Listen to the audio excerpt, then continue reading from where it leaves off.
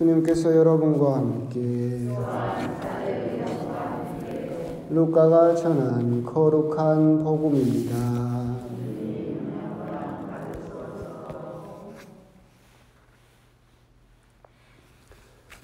그때 수많은 군중이 모여들어 서로 밟힐 지경이 되었다. 예수님께서는 먼저 제자들에게 말씀하기 시작하셨다. 바리사이들의 누룩 곧 위선을 조심하여라. 숨겨진 것은 드러나기 마련이고 감추어진 것은 알려지기 마련이다. 그러므로 너희가 어두운 데에서 한 말을 사람들이 모두 밝은 데에서 들을 것이다. 너희가 골방에서 귀에 대고 속삭인 말은 지붕 위에서 선포될 것이다. 나의 벗인 너희에게 말한다. 육신은 죽여도 그 이상 아무것도 못하는 자들을 두려워하지 마라. 누구를 두려워해야 할지 너희에게 알려주겠다. 육신을 죽인 다음 지옥에 던지는 고난을 가지신 분을 두려워하여라. 그렇다 내가 너희에게 말한다. 바로 그분을 두려워하여라.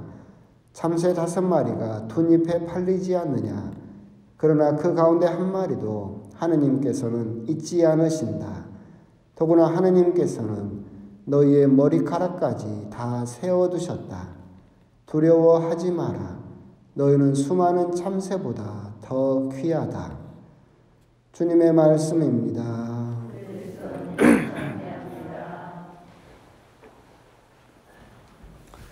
참 예수님,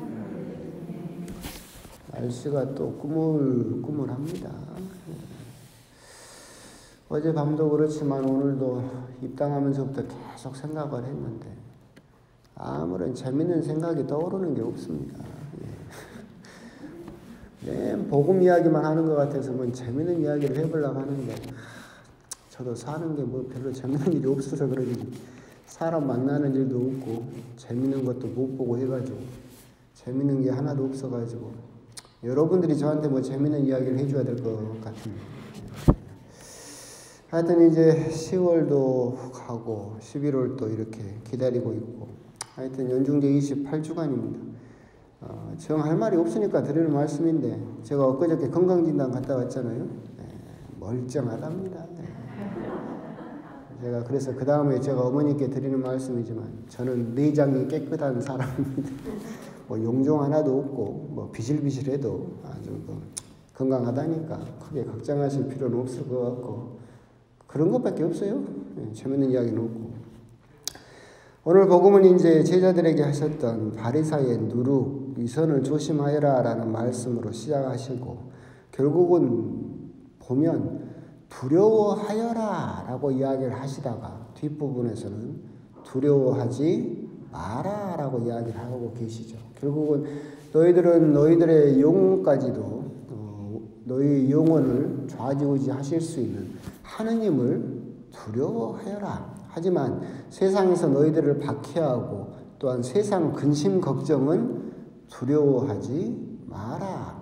하느님께서는 너희의 머리카락까지도 세워두셨다. 대단하지 않으십니까? 여러분 머리카락이 몇 개인지는 아십니까? 우리도 몰라요. 근데 하느님은 다 하늘 하늘 세워두셨다. 그 말씀은 그만큼 너희들에게 큰 관심과 사랑을 가지고 계신다. 하느님은 두려워하되 그분의 뜻에 어긋날까? 그분의 뜻을 벗어날까? 그분을 배신할까? 그것은 두려워하되 세상에서 일어나는 일에 대해서는 두려워하지 마라. 눈에 말씀드리지만 성경에 두려워하지 마라라는 말이 365번 나온다고 그랬죠. 어떻게 보면 매일 아침마다 하느님께서는 세상 일을 마주쳐야 되는 세상의 사람들과 일을 해야 되고 근심 걱정으로 하루를 시작하는 우리들에게 매일 아침 두려워하지 마라. 내가 너희와 함께 하고 있고 나는 너희들의 머리카락까지도 세워두었다라고 내가 하루 계속해서 너를 지켜보고 있다라는 말씀으로 또 그렇게 희망을 주시는 말씀으로 또 이해를 하시면 되겠습니다. 이 부분은 중간 부분부터는 결국은 제자들에게 닥칠 박해를 이야기를 하고 계시죠. 예수님의 말씀을 받아들이지 못하고 않고 제자들을 박해하고 그 육신을 고문하고 죽이는 사람들, 그 사람들을 두려워하지 마라. 육신에 닥치는 고통에 굴해서 결국은 영혼을 지옥에 던져버리시는 하느님을 배신하는 그런 어리석음을 저지르지 마라. 결국 제자들에게 닥치게 될 박해에 대해서 미리 예수님께서 이렇게 다독이면서 당부해 주시는 말씀으로 또 그렇게 이해를 하시면 될 것 같습니다. 그러면서도 앞부분에서 이제 재밌는 부분은 그것이죠. 그 말씀을 시작하면서 바리사이의 누룩, 위선을 조심하여라 라고 이야기를 하고 계십니다. 예수님 말씀에서 누룩은 긍정적인 의미로도 쓰이다가 부정적인 의미로도 쓰이죠. 긍정적인 의미로 쓰이는 것은 그거죠. 하나님 나라는 누룩과 같다, 겨자씨와 같다라고 그 거룩한 하나님의 나라를 누룩에 비유를 하고 계시죠. 또한 오늘은 또 부정적인 바리사이의 누룩 또는 다른 데서는 헤로데의 누룩 이렇게 부정적인 의미로 사용하고 계십니다. 공통점은 그거죠. 누룩이라고 하는 것은 죽어있는 것처럼 보여요.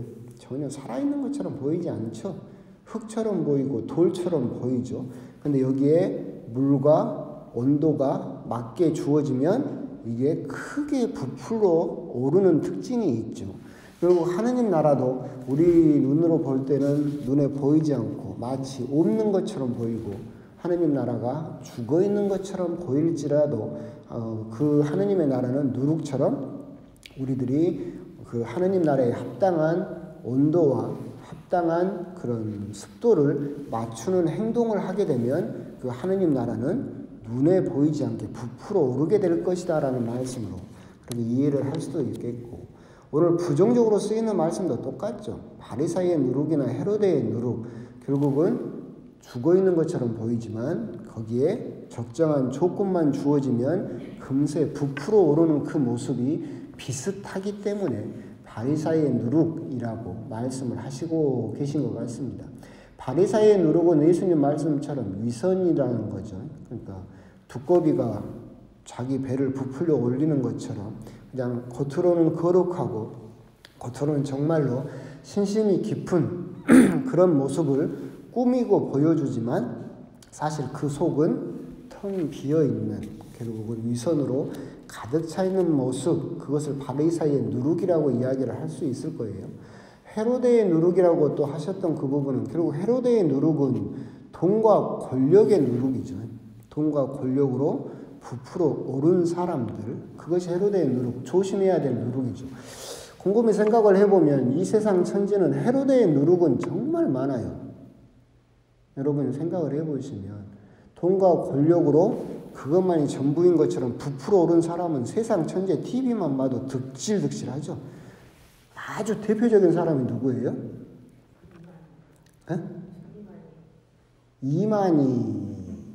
이만희는 조금 다시 생각을 해봐야 되고, 대표적인 사람은 이명박, 최순실 이런 사람들이죠. 돈과 권력으로 거기에 취해서 부풀어 오른 사람들.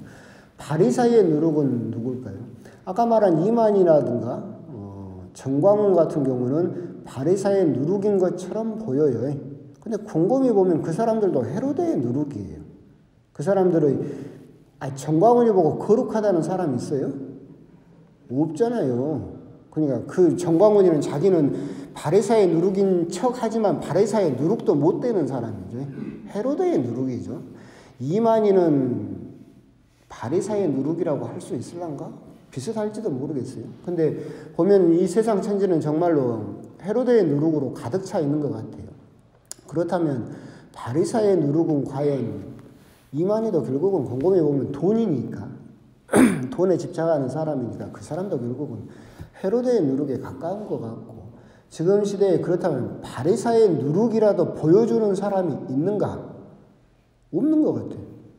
여러분이 보기에 겉보기는 정말 거룩한 사람인 것처럼 보이는데 속은 썩어 있는 사람이 누구 있어요? 요즘은 그 사람도 없어요. 그러잖아요. 예수님 당시에는 그래도 바리사이의 누룩이라도 있었는데 요즘은 다 드러내놓고 다 자기들의 헤로데의 누룩이에요. 바리사이의 누룩조차도 없어요. 사실은 그 나쁜 것조차도 사라져버린 그런 시대인 것 같아요. 그러면서 이제 곰곰이 보면 결국은 바리사이의 누룩이 누구냐라고 한다면 저죠. 저예요. 결국은 제대에 나와서 거룩하게 보이고 하지만 김수환 추기경님도 그런 말씀을 하신 적이 있죠. 제대에서 미사를 하시면서 강론을 하시면서 내가 지금 어떤 생각을 하는지를 여러분들이 아신다면 나를 이 성당에서 쫓아내버릴 것이라고 당신이 바리사의 누룩이라고 이야기를 하신 적이 있습니다. 결국은 이런 부분을 우리들이 또 함께 반성을 해볼 필요는 있을 것 같아요. 세상 전체가 헤로데의 누룩으로 가득 차 있을 때 바리사의 누룩조차도 사실은 자기가 거룩한 척하는 사람조차도 사라져버리는 이 지금의 작금의 이 시대에 그렇다면 바리사의 누룩이 사라져버린 것이냐? 그런 것은 아닌 것 같다. 나나 여러분들이나 여러분 안에 조금씩이나마 다 존재해 있는 것이고 지금은 죽어 있는 것처럼 보이고 활동을 하지 않는 것처럼 보이지만 누룩이라고 하는 것은 적정한 조건만 갖춰지면 갑자기 확 부풀어 오르는 것처럼 나는 정말로 하느님만을 사랑하고 정말로 신실한 믿음을 보여주는 것 같지만 나에게 바깥에서 적정한 온도라든가 적정한 습도만 주어지면 나도 거기에 취해서 금세 부풀어 오르는 위선적인 모습을 금세 보여줄 수 있다. 결국 바리사이와 누룩이나 헤로데의 누룩은 이스라엘 사람들이나 그 사람들이나 그리고 이만이나 무슨 정광훈이나 아니면 이명박에게만 있는 것이 아니라 사실은 우리 모두에게 조금씩은 다 들어있는 것이고 우리들은 그것을 부정할 수 없다. 그렇기 때문에 하느님의 누룩은 점점 우리들이 부풀어 오르도록 정말로 그런 노력을 해야 되겠지만 바리사의 누룩이나 헤로데의 누룩은 그 조건을 맞춰줘서는 안 될 것이다. 그러니까 바리사의 누룩이 자라는 가장 좋은 조건은 교만이에요. 아담과 하와가 제일 먼저 첫 번째 저질렀던 죄, 인간의 첫 번째 죄를 뭐라고 부르냐면 교만이라고 부르거든요. 그러니까 바리사의 누룩의 가장 첫 번째 조건이 교만이에요. 교만은 뭐예요? 다른 사람과 비교해서 생겨요. 내가 저 사람보다는 신앙생활을 내가 더 잘한다. 내가 저 사람보다는 기도생활을 더 잘한다. 내가 저 사람보다는 더 낫다. 라는 그런 비교가 내 안에서 생기기 시작하면 교만이 생겨나게 되고 이 교만은 금세 바리사의 누룩을 부풀어 올려버리게 된다. 이 바리사의 누룩이 부풀어 오르게 되면 결국은 신부를 평가하고 신부를 평가하던 그 손가락질은 이제 누구까지 평가하느냐면 하느님까지도 평가를 하게 되는 바리사이와 똑같은 짓을 하게 될 수도 있다. 우리 역시도 우리 안에 누룩이 없다라고 결코 부정할 수는 없다. 나 역시도 사제인 저에게도 그 누룩은 버젓이 들어있고 여러분에게도 똑같이 들어있다. 그리고 우리가 해야 될 몫은 뭐냐면 누룩이 긍정적인 의미와 부정적인 의미가 함께 들어있는 것처럼 하느님 나라의 누룩은 점점 키워나가는 말과 행동과 생각, 하느님 나라를 키워나가는 조건을 우리가 갖추려고 노력을 하고 바리사이와 헤로데의 누룩은 자라지 않도록 우리들이 그것은 맞춰주지 않는 그런 어떤 두 누룩 사이에서의 긴장감이 필요하지 않을까. 그 두 누룩이 함께 있는 것은 아니니까 하느님의 누룩과 바리사의 누룩, 헤로데의 누룩 사이에서 그 긴장감을 유지하는 것, 그것이 바로 우리들이 해야 될 몫이지 않을까. 그런 부분에 대해서 한번 더 생각을 해보시면서 제자들에게 누룩에 대해서 예수님께서 이야기를 하시면서 우리들에게 당부하신 것처럼 우리 역시도 바리사의 누룩과 헤로데의 누룩은 우리 안에 들어있고 정말로 내가 어떤 사람을 비교하기 시작하고 교만한 생각을 하기 시작하면 바리사의 누룩이 부풀어 오르고 있는 것이다 라고 하는 그런 경각심, 그런 경고는 조금 들을 필요가 있지 않을까. 오늘 그런 부분에서 한번 또 오늘 복음을 곰곰이 또 묵상을 해 보셨으면 좋겠습니다. 아멘.